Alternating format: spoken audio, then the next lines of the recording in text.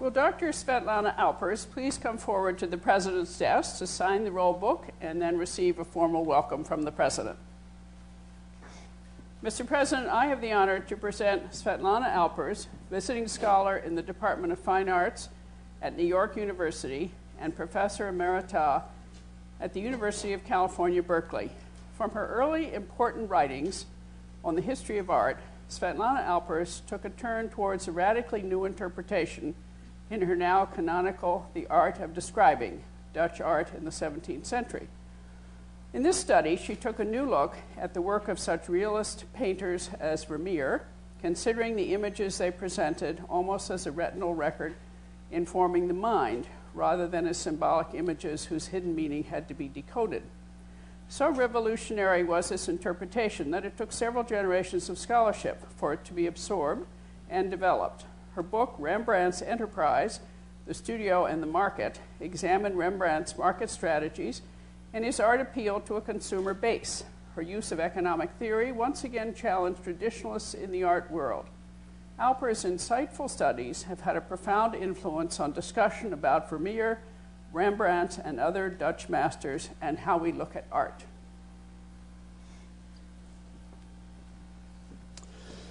By the authority and in the name of the American Philosophical Society, held at Philadelphia for promoting useful knowledge, I do admit you a member thereof. Congratulations.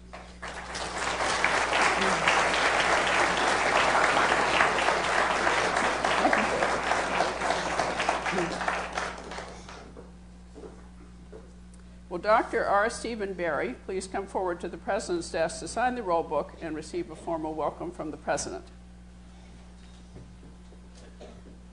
Mr. President, I have the honor to present R. Stephen Barry, James Frank, Distinguished Service Professor Emeritus at the University of Chicago. Stephen Barry is a world leader in chemical physics and thermodynamics, whose fundamental theoretical and experimental contributions range from his explanation of the rearrangement of trigonal bipyramidal molecules by a process now known as Barry pseudorotation, to his studies of phase changes of atomic and molecular clusters that have explained seemingly anomalous properties of small systems. He made the first high-precision measurements of the electron affinities of the halogen atoms by photodetachment of shock-heated alkali halide vapors. With Margaret Fells, he pioneered the concept of life cycle analysis in their path-breaking study of the automobile as a manufactured object. These studies led him to create a new field, finite-time thermodynamics, in which one seeks to find limits of performance of systems operating at non-zero rates. By the authority and in the name of the American Philosophical Society, held at Philadelphia for promoting useful knowledge, I do admit you a member thereof. Congratulations. Thank you very much. Congratulations.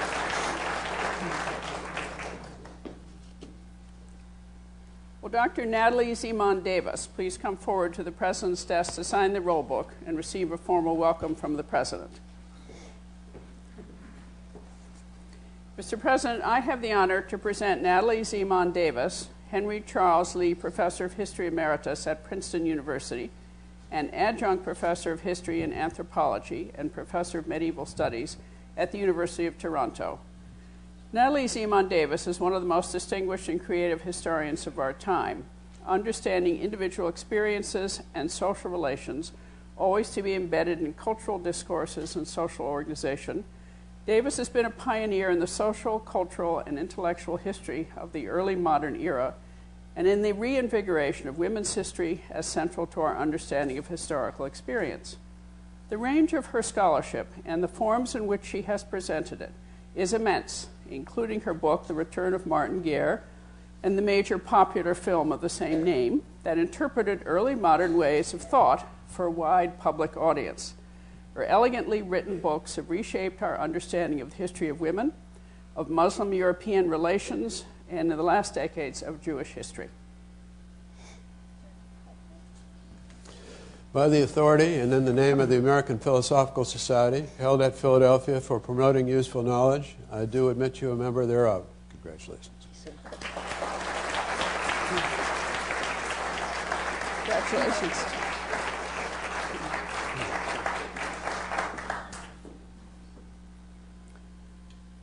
Will Dr. Carol Greenhouse please come forward to the President's desk to sign the roll book and receive a formal welcome from the President?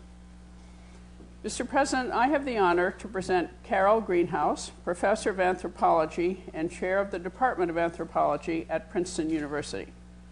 Her main interests are in the cultural dimensions of law and politics in the United States.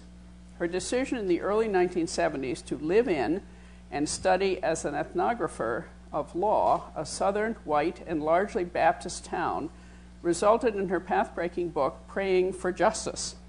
This work, a major contribution to the emergence of an ethnography of law in the United States, also prompted a reemergence of an ethnography of America in general. More recently, she has considered aspects of U.S. federal power in her edited volume, Ethnography and Democracy.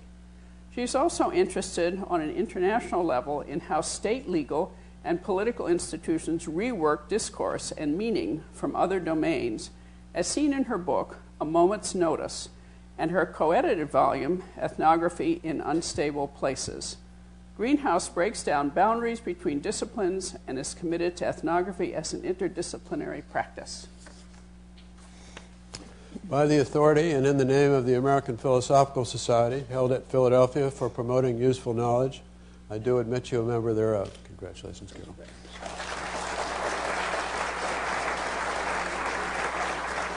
We think you're the only two sisters that ever been elected.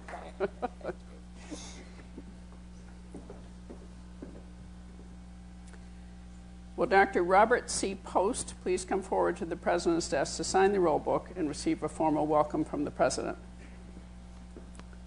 Mr. President, I have the honor to present Robert C. Post, Saul and Lillian Goldman Professor of Law and Dean of the Yale Law School. Robert Post is a prolific constitutional law scholar whose works span a wide range of topics and evince deep learning in both law and history. An expert on freedom of speech, and as a counsel to the American Association of University Professors, a fierce defender of academic freedom, he has argued that the First Amendment is best understood to protect public dialogue rather than autonomy or democracy. An expert as well on federalism and congressional power, he has argued that Congress's power to enforce civil rights should be read broadly, even against private discrimination. One of the rare scholars to be selected to contribute to the Oliver Wendell Holmes devised history of the United States Supreme Court, he recently completed a magisterial study of the court during the 1920s. Holders of chairs at Berkeley and now at Yale, he is a sought-after legal speaker and commentator and a vigorous citizen of the legal profession. By the authority and in the name of the American Philosophical Society, held at Philadelphia for promoting useful knowledge, I do admit you a member thereof. Congratulations. Congratulations.